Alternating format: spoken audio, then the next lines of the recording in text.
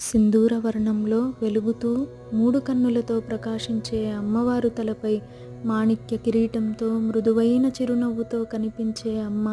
ఆ అమ్మ చేతుల్లో రత్నాల తాంబూల పాత్ర, ఎర్ర తామర పువ్వులతో అలంకృతమైన పుష్పాలు ఉంటాయి. సౌమ్యంగా ఉండే ఈ పరాంబికను మనస్సులో ధ్యానించండి.